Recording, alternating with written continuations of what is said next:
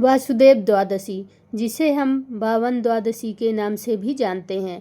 वासुदेव द्वादशी का पर्व धार्मिक मान्यता के अनुसार आषाढ़ मास के शुक्ल पक्ष की द्वादशी तिथि को वासुदेव द्वादशी का पर्व मनाया जाता है। वासुदेव द्वादशी पर भगवान कृष्ण, श्री हरि, विष्णु और माँ लक्ष्मी की पूजा की जाती है। वामन देवता विष्णु के पांचवें तथा त्रेता युग के पहले अवतार थे। वे विष्णु के पहले ऐसे अवतार थे जो मानव रूप में प्रकट हुए। इनको दक्षिण भारत में उपेंद्र के नाम से भी जाना जाता है। द्वादशी तिथि को मनाए जाने के कारण इसे वामन द्वादशी भी कहते हैं। तो आइए श्रवण करते हैं द्वादशी की कथा। श्रीमद् भागवत पुराण में वामन अवतार के विषय में एक कथा आती है, जिसके अनुसार एक बार देव और दैत्य युद्ध में दैत्य पराजित हुए तथा मृत दैत्यों को लेकर वे अस्ताचल की ओर चल गए। दैत्यराज बलि की इंद्र वज्र से मृत्यु हो जाती है। तब दैत्य गुरु शुक्राचार्य अपनी मृत संजीवनी विद्या से बलि तथा दूसरे दैत्यों को जीवित तथा स्वस्थ कर देते हैं। राजा बलि के लिए शुक्राचार्य एक यज्ञ का आयोजन करते हैं तथा अग्नि से दिव्य बाण और अभेद्य कवच पाते हैं और असुर सेना अमरावती पर आक्रमण कर देते हैं। असुर सेना को आते देख देवराज इंद्र समझ जाते हैं कि इस बार वे असुरों का सामना नहीं कर पाएंगे और इसलिए देवता भाग जाते हैं। स्वर्ग दैत्यों की राजधानी बन जाती है। तब शुक्राचार्य राजा बलि के अमरावती पर अचल राज्य के लिए 100 अश्वमेघ यज्ञ का आयोजन करवाते हैं। इंद्र को राजा बलि की इच्छा का ज्ञान होता है कि राजा बलि के 100 यज्ञ पूरे होने पर फिर उनको स्वर्ग से कोई नहीं निकाल सकता है। इसलिए इंद्र भगवान विष्णु की शरण में जाते हैं तथा भगवान विष्णु इंद्र को सहायता करने का आश्वासन देते हैं।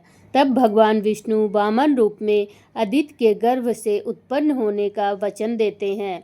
इधर कश्यप जी के कहने पर माता अदिति पयोव्रत का अनुष्ठान करती हैं, जो कि पुत्र प्राप्ति के लिए होता है। तब भाद्रपद मास की शुक्ल पक्ष की द्वादशी के दिन प्रभु माता अदिति के गर्भ से प्रकट हो अवतार लेते हैं तथा ब्रह्मचारी ब्राह्मण का रूप धारण करते हैं। महर्षि कश्यप ऋषियों के साथ उनका उपनयन संस्कार करते हैं। वामन कटुक को महर्षि पुलक यज्ञोपवीत, अगस्त्य ने मृग चर्म, मरीच ने पलाश दंड, सूर्य ने छत्र, मृगु ने खड़ाऊ, सरस्वती ने रुद्राक्ष की माला तथा कुबेर ने भिक्षा पात्र दिया। तत्पश्चात भगवान वामन पिता की आज्ञा लेकर बलि के पास जाते हैं। उस समय राजा बलि नर्मदा नदी के उत्तर तट पर अंतिम यज्ञ कर रहे थे। वामन अवतारी श्री विष्णु राजा बलि के पास पहुंच जाते हैं। राजा बलि वामन को देखकर पूछते हैं कि आप कौन हैं। तब वामन उत्तर देते हैं कि हम ब्राह्मण हैं। राजा बलि फिर प्रश्न करते हैं कि तुम्हारा कहाँ वास रहा है। ये संपूर्ण ब्रह्मांड सृष्टि है, वहीं हमारा निवास है। वामन उत्तर देते हैं। यह सुनकर राजा बलि ने सोचा कि जैसे सब लोग सृष्टि में रहते हैं वैसे ही यह ब्राह्मण भी रहता है। फिर बलि पूछते हैं कि तुम्हारा नाथ कौन है। हम सबके नाथ हैं, हमारा कोई नाथ नहीं है। वामन उत्तर देते हैं। राजा सोचते हैं कि हो सकता है कि इनके माता पिता आदि की मृत्यु हो गई हो तथा राजा फिर से प्रश्न करते हैं, तुम्हारे पिता कौन हैं। वामन उत्तर देते हैं कि पिता का स्मरण नहीं करते, अर्थात हमारा कोई पिता नहीं है, हम ही सबके पिता हैं।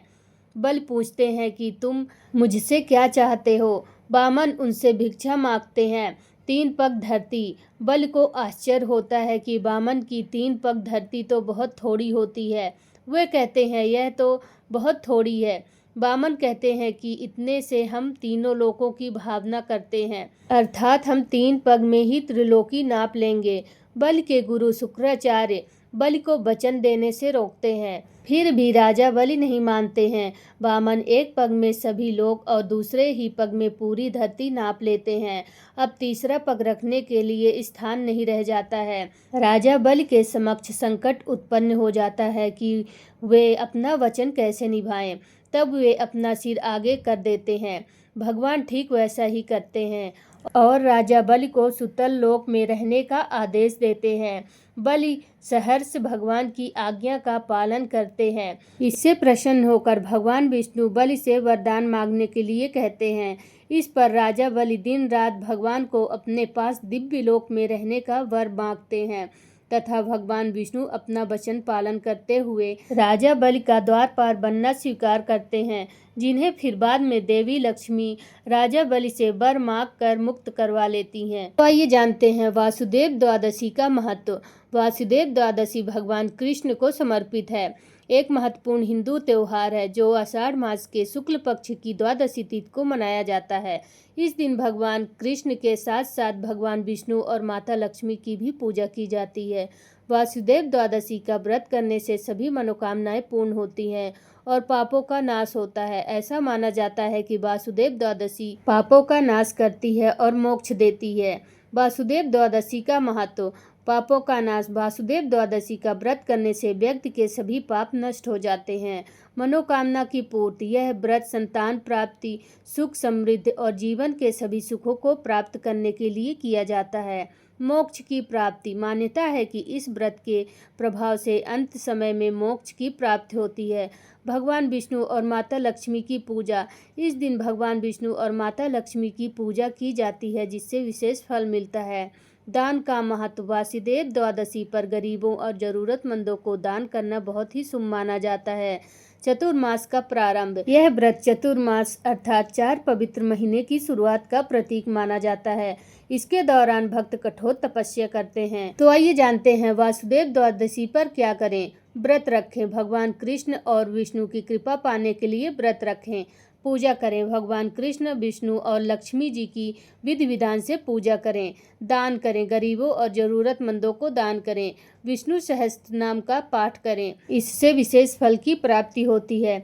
तुलसी की पूजा करें। तुलसी को पवित्र माना जाता है और इसकी पूजा करना भी शुभ माना जाता है। मंदिर जाएं। मंदिरों में विशेष पूजा अर्चना होती है, वहां जाकर दर्शन करें और द्वादशी का पर्व मनाएं। वासुदेव द्वादशी का व्रत भगवान कृष्ण के भक्तों के लिए बहुत ही महत्वपूर्ण है।